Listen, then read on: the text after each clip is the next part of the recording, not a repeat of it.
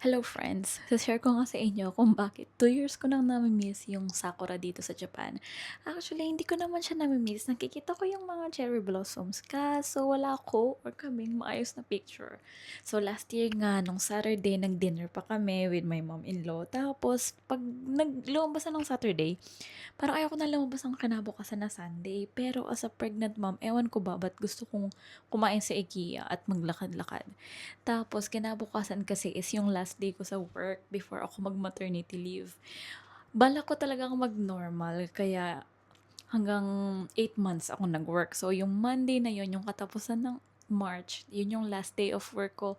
Tapos, kinabukasan, nagising ko ng 1 a.m., 2 hanggang 3. Masakit na yung tummy ko. Tapos sabi ko, ay hindi, kaya ko pa to. So, tiniis ko siya. Nagkilay pa ako ng 5:30 kasi balak ko nga talagang pumasok.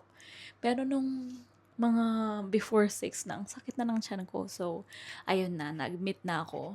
Ito na nga yung March 31st, yung picture ko sa clock. Tapos, ayun na. Sabi ko, please, baby, lumabas ka na. Please, Joe, lumabas ka na kasi ayoko ng birthday mo ng April Fools. After 15 hours of labor, finally.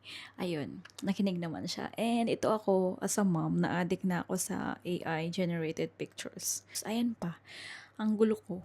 Palit ako ng palit sa picture. Ako lang ba? Story ko lang to pero tagal ko mamili. Tapos si Joe, ang cute-cute niya dito. Sobrang cute. Meron pa akong mga wedding preps dito.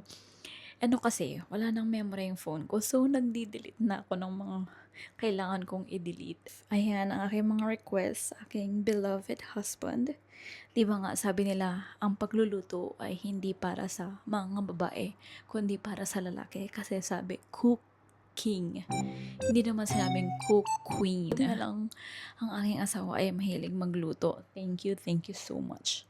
Tapos ayan, thank you sa kanyang lola, sa kanyang regalo from Dubai and all this from Europe. Thank you so much po. At baking mom.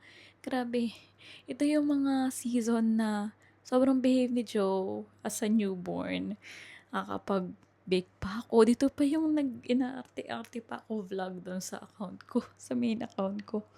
Tas nagkasakit pa pala ako dito. Grabe yung jump nung mga photos and videos ko, no.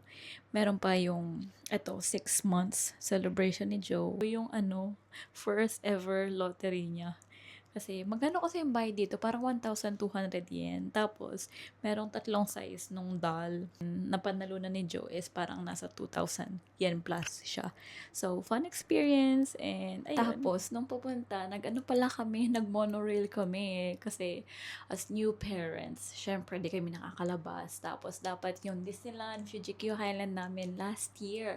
Pero, syempre, ang preggy mom, kinancel ko lang lahat yon para safe ang pregnancy. Tapos, ito na lang yung Disneyland namin. So, ayun lang. Thank you for watching. Sana maayos ko na lahat ng files sa phone ko and makapag-edit ako and makapag-upload more. Thank you. Bye-bye.